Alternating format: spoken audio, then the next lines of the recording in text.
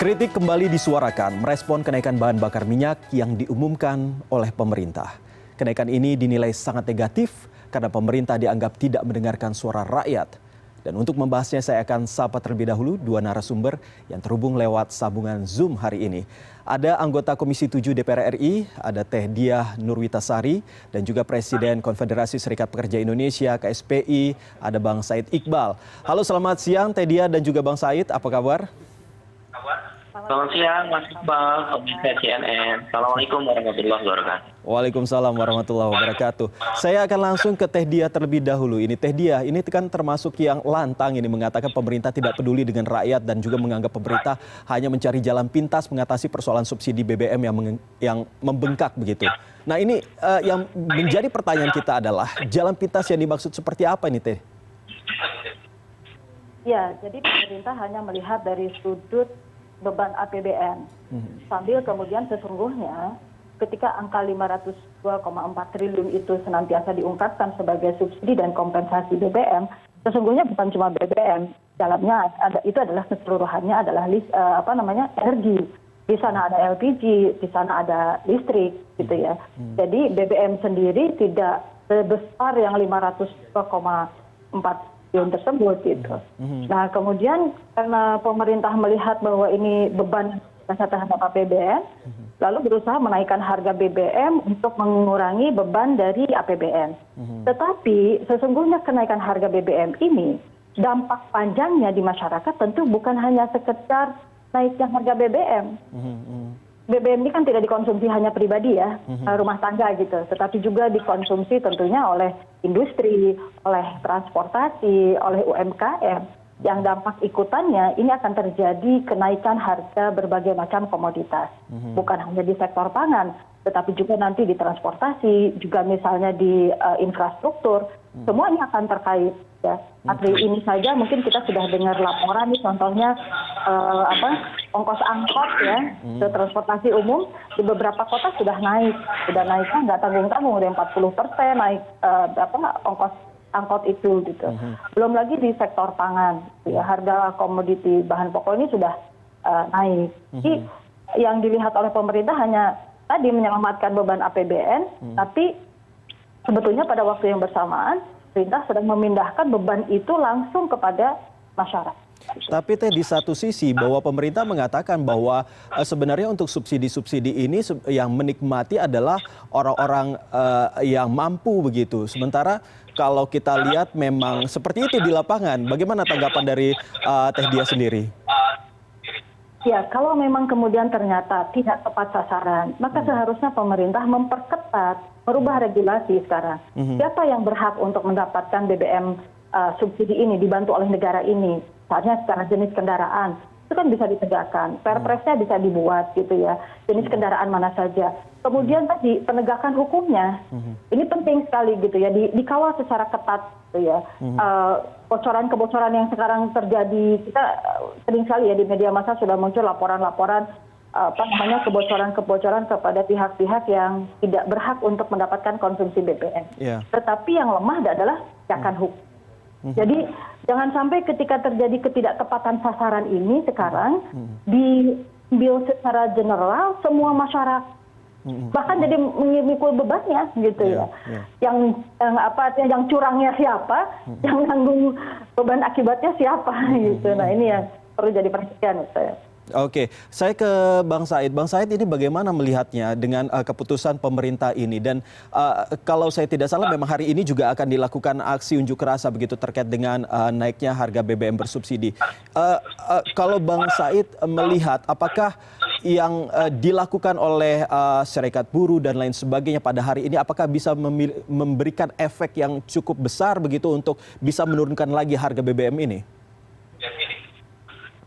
Yang pertama, serikat buruh, termasuk KSPI dan partai yang diberikan oleh serikat buruh, partai buruh, menolak keras naikkan BBM tersebut ya. Karena akan berimplikasi kepada pertama, penurunan daya beli. Purchasing power kelas pekerja itu buruh, petani, nelayan, buruh honorer, miskin kota itu. Selama ini pemerintah tidak menaikkan upah akibat adanya Undang-Undang Cipta Kerja, daya beli buruh itu sudah turun 30%. Ya. Sekarang dihantam lagi dengan BBM, yang sebelumnya inflasi 4,9%, akan naik diperkirakan hitungannya Litbang, KSPI dan Partai Buruh itu akan di setengah sampai 8%. Pertumbuhan ekonomi pasti turun dari 5,1 di kuartal 2 turun sekitar 4%. Dengan demikian, anjlok lagi tuh daya beli buruh, purchasing power, sehingga dia akan mengakibatkan turun sampai 50%. Menteri Tenaga Kerja sudah ngomong nih, ini tahap sekali nih, mental ya, saya nggak ingat sekarang ya, mental menteri-menteri perekonomian ini adalah mental kolonialisme, yaitu membebani semua persoalan anggaran negara yang disampaikan oleh Bu Dia tadi kepada rakyat kecil. Kalau dibilang pengguna BBM adalah orang besar, siapa? Saat saya sih, Sarah, Ibu Menteri Keuangan itu duduk di pom bensin dari jam 7 pagi sampai jam 7 malam. Lihat siapa yang beli Pertalite dan solar. Yang beli Pertalite dan solar itu angkutan umum dan pengguna sepeda motor. Bank kami mencatat Partai Buruh itu ada 120 juta orang. Jadi siapa dibilang orang kaya kok nyalain orang kaya, cari kambing hitam orang kaya. Orang menengah atas membeli bensin Pertamax itu non subsidi. Karena itu tidak tepat kalau kemudian alasan banyak orang-orang menengah atas yang tidak tepat saat menikmati Pertalite dan solar itu hanya retorika yang menyakiti hati rakyat. Nah, semua rakyat kan teriak, ada yang teriak, tidak. Oleh karena itu, daya beli itu harus dijaga dengan cara mengembalikan harga BBM sebelumnya dan mengembalikan tingkat kenaikan upah untuk meningkatkan daya beli sehingga konsumsi bisa dikejar lebih tinggi. Yang kedua, kasus Pipo dengan RON 89 Pertalite tahun 90 itu menjelaskan hitungan pemerintah asal-asalan. Mentalnya mental, maaf ya, sekali lagi kolonialisme itu cari untung. Pipo jual RON 89 8.900. Ini Pertalite 10.000. Kan udah jelas hitungannya ngaco dan ngawur. Hitungan sederhana rakyat awam. Cuma kawan-kawan tadi bawah, buruh itu bilang itu, bang ya apa-apaan. Kok swasta jual lebih murah? Kok Pertamina jual lebih mahal? Dan ketika swasta jual murah, disuruh beli. Ini negara diktator berarti. Kan dalam mekanisme pasar, ini dalam ilmu ekonomi disebutnya market failure dan government failure. Kesalahan mekanisme pasar dan kesalahan kebijakan negara. Kalau memang subsidi BBM mau diturunin, buka keran swasta yang selama ini udah berjalan, ada Pipo, ada Shell, ada macam-macam lain Petronas, udah fairin harga pasar. Kan kalau orang beli ke Pipo 8.900, otomatis subsidi di Pertamina turun kan subsidinya. Apa yang salah? Kalau orang mau beli, rakyat mau beli barang yang lebih murah di barang, itu sangat tidak masuk akal. Di samping yang lain, saya telepon Serikat Buruh di Malaysia, bagaimana harga BBM? Di sana RON 92 udah 7.000-an. Karena harga minyak per barel juga turun kan, udah $89 per barel. Dan menghitung itu perlu menaikkan harga BBM. Ya, jangan beretorika 500 triliun akan tembus 700 triliun naik. Terus buktinya Vivo bisa jual lebih murah. Buktinya Malaysia bisa menurunkan harga. Bang Said, dengan RON yang lebih baik bisa lebih murah. Nah, itu mengakibatkan buruh terpukul dari sebelumnya. Dan yang terakhir, ancaman PHK. Ini sudah ada 2 perusahaan yang mengatakan energi mereka meningkat. Memang betul. Soal industri sudah mereka lakukan. Tapi kan ada karyawan, ada logistik, ada transportasi barang, ada menaikkan gaji, ada menaikkan tunjangan transportasi. Itu mereka 10%. Mereka bilang kamu efisiensi aja, memenuhi jumlah karyawan akibat harga energi yang mahal. Nah, hanya mementingkan sekelompok menteri yang tidak memahami efek ini, mengorbankan banyak. Oleh karena itu kami akan aksi 6 September Partai Buruh dan KSPI ini di gedung DPR sekitar 3.000 sampai 5.000 orang. Bang Said, seberapa besar Bang Said, bisa yakin bahwa dengan adanya aksi yang dilakukan oleh buruh dan juga ada tuntutan juga mungkin dari anggota DPR terkait dengan harga BBM subsidi ini yang naik, apakah pemerintah bisa menurunkan lagi begitu harga-harganya ini? Saya termasuk orang yang percaya Bapak Presiden Jokowi mau mendengar suara rakyat. Kita yang dengar suara menteri, suara pejabat-pejabat. Rakyat harus bergerak. Nah, saya punya pengalaman ya Bu Dia dan Mas ini tentang misal BPJS. Kamu waktu itu bersama parlemen, ya, ada Mbak Dita Ditaruka, Mas Tri Agung, ada Mbak Kaki Asokawati. Kami berjuang BPJS, kami di lapangan. Di sana ada DPR yang mengamini. Sehingga BPJS itu ditandatangani. Jadi suara rakyat, suara Tuhan itu betul hasil parlemennya tidak diam, hanya bentuk penjara atau pansus. Kami main di lapangan, DPR main di sana. Walaupun partai buruh belum parlemen, kami gerakkan masa kami di 34 provinsi, 440 kabupaten kota secara konstitusional tertib. Itu satu, BPJS kita berhasil. Yang kedua, JHT. Waktu itu kami dari partai buruh dan KSPI bersama elemen kesehatan yang ada di partai buruh, kampanye melalui NNTV. Para netizen yang terhormat, ayo bergabung. Anda main di sosial media, biar kami main di jalanan secara institusional tertentu ya. Itu kita mainkan apa itu sosmed kita, Instagram, TikTok, Facebook, Twitter. Bahwa kita nggak setuju dengan kebijakan pemerintah ini. Ini membebani kita semua. Netizen gunakan jarimu untuk mengetik yang positif. Mari kita lawan. Dan saya berkeyakinan Presiden nggak akan tinggal diam. JHT kita menang. Waktu Omnibus Law kita menang. MK akhirnya menyatakan inkonstitusional bersyarat dan cacat formil. MK loh tentang Omnibus Law. Waktu BPJS kita menang. Rakyat tidak selamanya akan dikalahkan walaupun sudah diputuskan oleh pemerintah. Sepanjang kita yakin pemerintahnya tidak diktator. Dan saya berkeyakinan Presiden tidak diktator.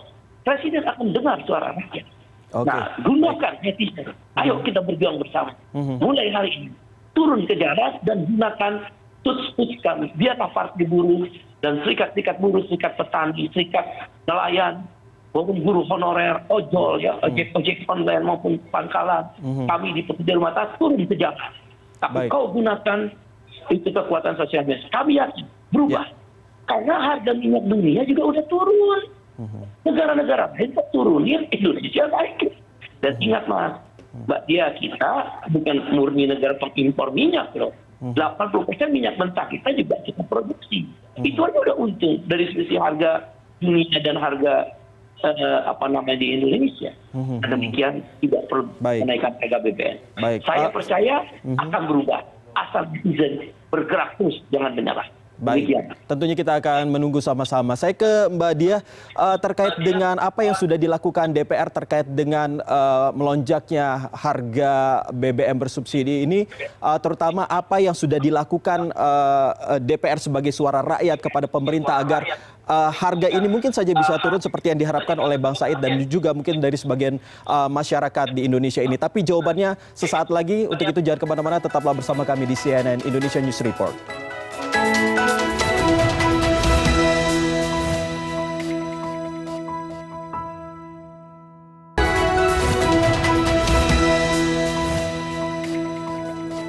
Terima kasih Anda masih bersama kami di CNN Indonesia News Report dan masih bersama saya ada dua narasumber dari anggota Komisi 7 DPR RI, ada Teh Diah Nurwitasari dan juga Presiden Konfederasi Serikat Pekerja Indonesia KSPI, ada Bang Said Iqbal. Saya langsung lanjut ke Teh Diah terkait dengan apa yang akan dan sudah dilakukan oleh DPR agar tentunya aspirasi yang diinginkan oleh pihak sejumlah masyarakat dan juga dari Bang Said sendiri terkait dengan harga BBM subsidi ini bisa turun kembali. Apa yang sudah dilakukan dan juga akan dilakukan ini dari DPR? Ya, kalau sudah dilakukan, saya ingat saya sendiri punya catatan sejak April tahun 2022.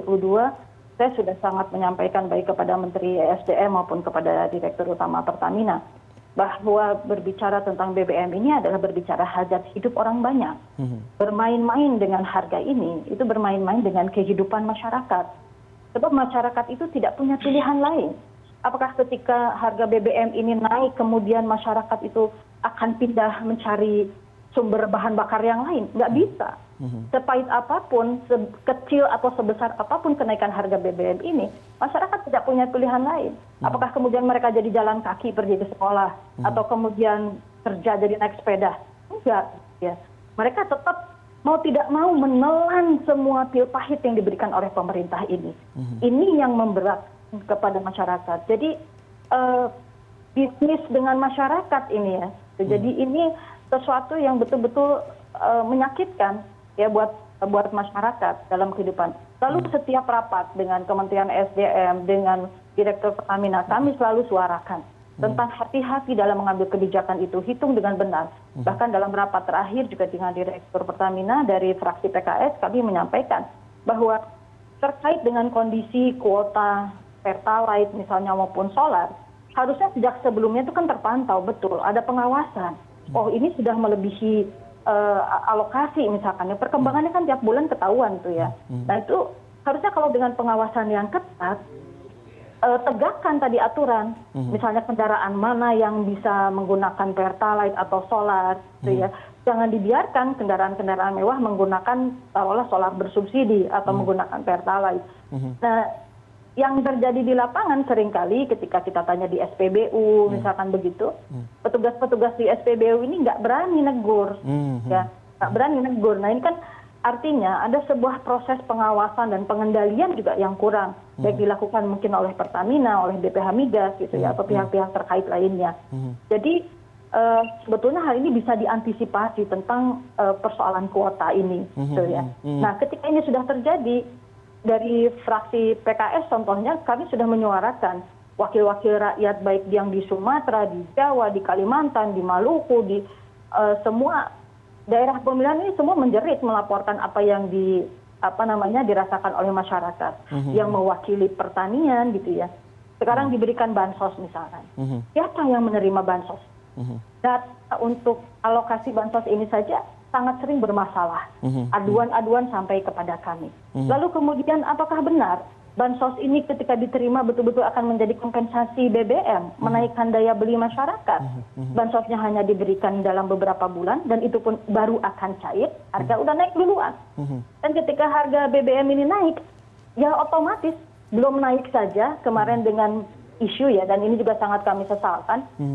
Belum dibicarakan, belum dibahas, sudah disebutkan ke depan BBM naik misalnya seperti itu. Jadi pemerintah itu membuat masyarakat itu semakin ketakutan, ya mencekam gitu buat masyarakat itu. Jadi bukannya memberikan ketenangan, bukan memberikan kenyamanan pada masyarakat, tetapi malah menakut-nakuti gitu ya. Jadi akibatnya BBM-nya belum naik, sejumlah komoditas sudah naik duluan gitu ya.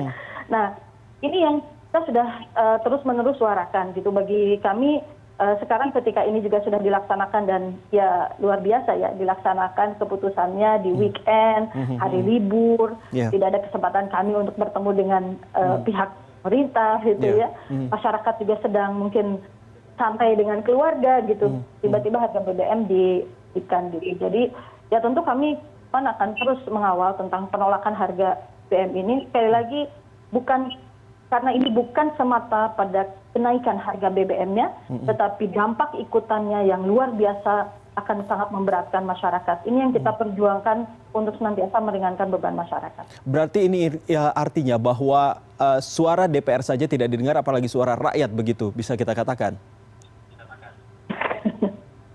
Ya, kita lihat ya ini perlu kerjasama ya. Kita menyuarakan tadi kata Bang Iqbal, kita suarakan di parlemen gitu ya, di masyarakat juga terus menyuarakan. Saya kira seharusnya saya percaya bahwa hati nurani pimpinan bangsa ini harusnya masih ada ya. Hati-hati dengan doa orang-orang yang terzolimi. Ini mungkin saya perlu memperingatkan gitu ya. Ketika masyarakat ini merasa dizolimi dan mereka mengangkatkan tangannya dan berdoa kepada Allah Subhanahu Wa Taala, ini harusnya para pemimpin bangsa ini takut dengan doa-doa orang yang terzolimi. Gitu. Jadi ayolah kita berpikir ulang. Tidak ada tidak tabu, tidak usah malu kalau sebuah keputusan kemudian ditinjau ulang dan dibatalkan gitu. Karena siapa sih sesungguhnya yang sedang diperjuangkan oleh pemerintah ini? Masyarakat atau siapa? Ini perlu jadi pertanyaan betul pemerintah. Oke, Bang Said, ini kemarin sempat beredar ada pernyataan dari Badan Intelijen Negara (BIN) yang sampai ikut merespon rencana demo tolak kenaikan BBM ini.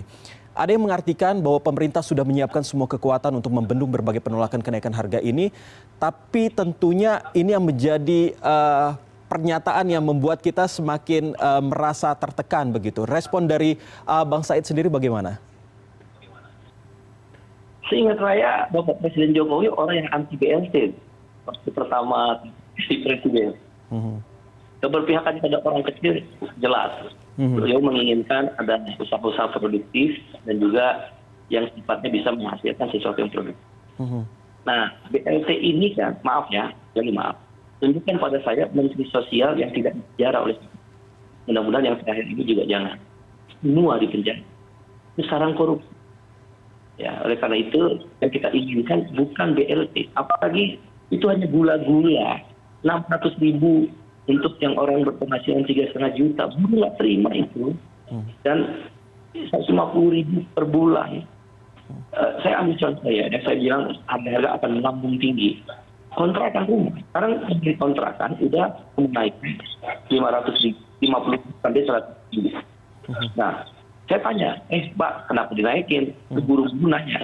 Ya saya ini kan hanya dapat penghasilan dari kontrakan rumah. Anak saya kuliah pakai motor. Saya kesana kemari, istri saya pakai motor. Ada juga di bekas. Saya naikin dong kontrakan. Apakah pemerintah mikir kayak gitu tuh Menteri Keuangan, Menteri dalam bidang perekonomian kan nggak mikir. Ongkos transportasi melonjak 30% survei KSPI dan Partai Buruh di Litbangnya. Nah dengan demikian, kami menginginkan hentikanlah retorika elit itu, ya, dan Presiden harus mendengar. Kenapa? Kita lawan bukan. Yang DPR bentuk panja dan pansus, yang rakyat netizen main di sosial media. Kami para buruh, KSPI, KSPSI dan sebagainya, KPBI, KSBSI, Petani Indonesia, Partai Buruh terus berjalan. Karena di seluruh dunia, saya kan ILO governing body. Saya ini salah satu pengurus pusat Badan Perserikatan Bangsa-Bangsa berkantor di Geneva. Ya, saya sudah 3 kali terpilih. Nggak ada harga minyak turun sedunia dan BBM dalam negerinya dinaikkan.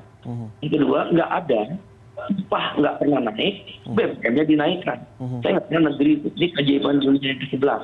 Setelah Candi Borobudur, itu menaikkan harga BBM gitu loh. Nah, oleh karena itu, kenaikan harga BBM dalam teori internasional itu, apabila income per kapita, itu aja kan Presiden nampaknya diberi masukannya. Harga kita murah dibandingin Singapura. Singapura Rp33.000. Kemudian juga Amerika Rp30.000, Rp20.000 per liter. Income per kapitanya Amerika itu $30.000. Kita cuma $4.500. Singapura $30.000. Kalau beli BBM $30.000, income mereka gaji buruh terendahnya dengan 20 juta, ya murah. Ini gaji 3 juta, BBM 10.000, ya mahal. Nah, sekarang ini nggak upah nggak dinaikkan. Ini cara berpikir Menteri Tenaga Kerja dan Menteri Keuangan apa? Saya nggak ngerti mereka sekolah di mana ilmu ekonominya ya. Oke, tapi kalau income per kapitanya rendah, harga energi dan pangan tinggi, itu akan menggerus daya beli. Itu ilmu ekonomi sederhana banget. Jadi kalau membandingin harga jadi di luar negeri, lihat income per kapita dan gaji upah terendah. Ini 4 tahun berarti upah nggak naik. Terus BBM dinaikkan. Karena itu saya percaya dengan perjuangan bersama melalui sosial media. Ini Serikat Buruh dan Partai Buruh nggak akan berhenti aksi 6 September ya Mas. Kita akan aksi terus menerus. Dan ini akan ada proses kenaikan puncaknya, kenaikan upah itu November. Kita bisa bayangkan itu juga menjelang tahun politik. Saya nggak bermaksud mengancam atau menakut. Irisan kegiatan ini akan apa yang terjadi kita nggak tahu. Akan terus jalan terus.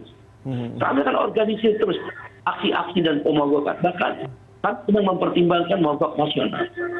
Karena kalau kita udah susah, ya kita para pengambil keputusan mereka nggak pernah itu kepalanya.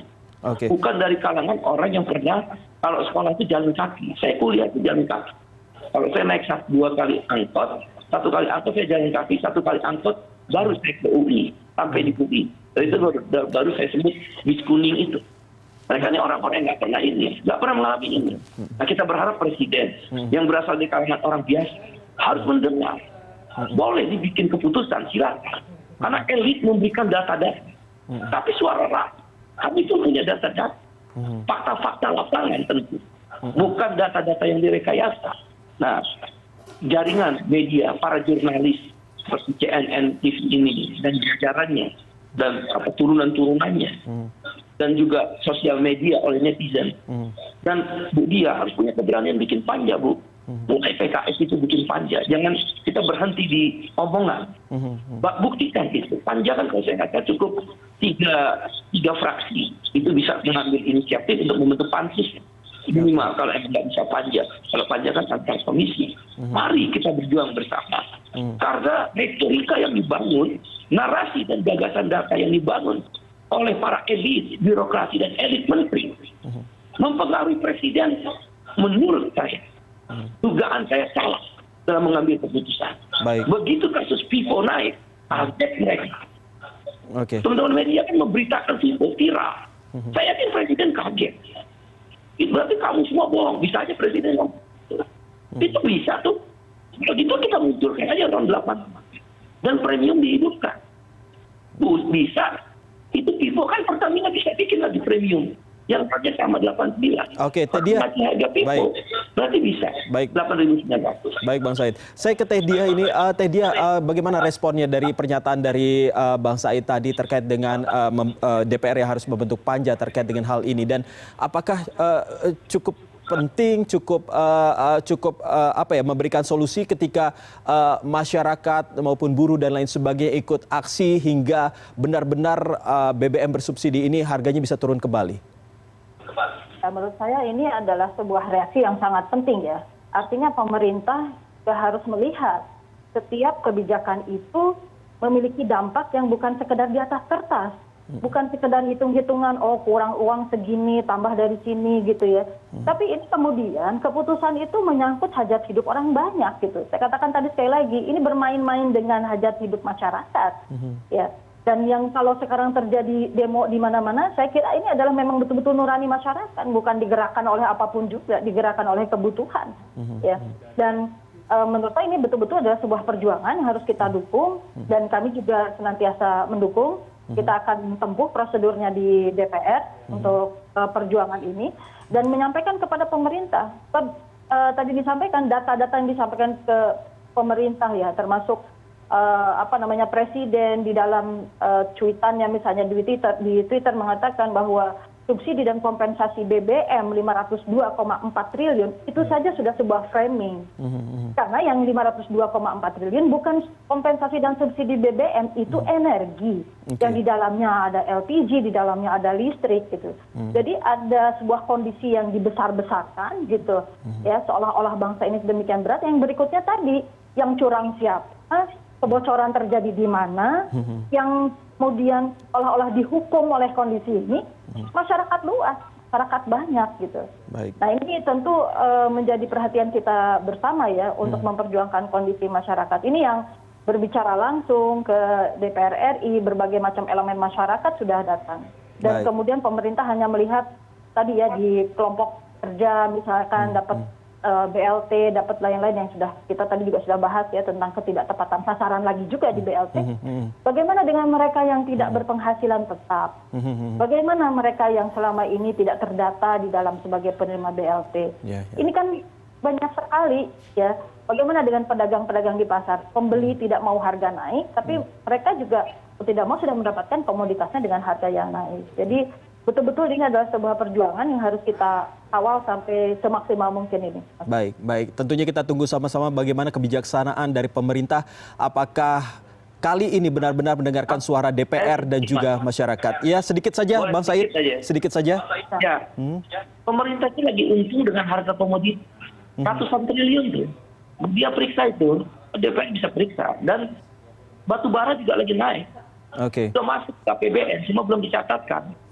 Nah, oleh karena itu bisa digunakan untuk menambah subsidi. Jadi jangan bodoh-bodohin rakyat lah. Tidak semua pemimpin itu terlalu bodoh. Kami pun mengerti tentang itu nanti. Demikian. Terima kasih Bang Said Iqbal, Presiden Konfederasi Serikat Pekerja Indonesia KSPI sudah berbincang dengan kami, dan juga ada anggota Komisi 7 DPR RI Teh Diah Nurwitasari. Salam sehat selalu dan semoga apa yang tadi sudah kita perbincangkan bisa benar-benar didengar oleh pemerintah. Amin. Terima kasih. Assalamualaikum warahmatullahi wabarakatuh. Waalaikumsalam warahmatullahi wabarakatuh.